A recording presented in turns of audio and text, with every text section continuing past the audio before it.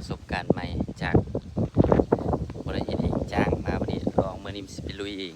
แนวพันธุ์ก็ไปเอามาละแนวพันธุ์อ้อย1,200 ลำไปเกี่ยมไปปลูกต่ออยู่บ้านท่าสร้างให้ปักเงิมเนาะตอนนี้เขาก็มาฮอดแล้วจุดที่ว่าเขาจะลงปลูกอ้อยเนาะทางด้านหลังจะเป็นเนื้อที่ดิน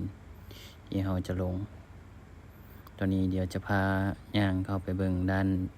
ในเนาะอันนี้ข้างซ้ายข้างขวาที่ว่าเขาจะลงอ้อยปลูกให้มันครบเลยเนาะแล้วก็บางจุดที่จะได้ลงมันเห็ดต้นไม้กินมากพร้อมก็ได้เริ่มลงมือไปส่วนหนึ่งละตัวนี้เรามาเบิ่งตัวนี้ก็เป็นแนวพันธุ์อ้อยจำนวนหนึ่งเนาะแล้วก็จะมีต้นกล้วยในทางด้านหลังเลยมันถือว่าจะเป็นติดเงิน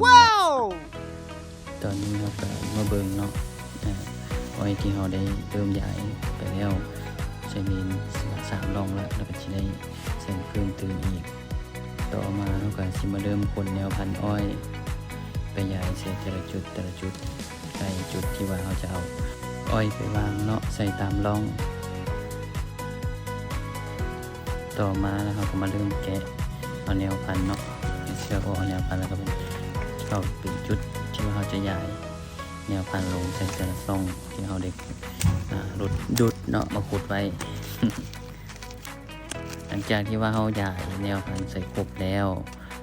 ต่อมาเราก็จะเริ่มมาซับเนาะซับตามข้อเราก็เน้นแบบรวดเร็วกับลำหนึ่งก็ตัดอาจจะ2 ข้อหรือ3 ข้อเนาะแล้วก็ถม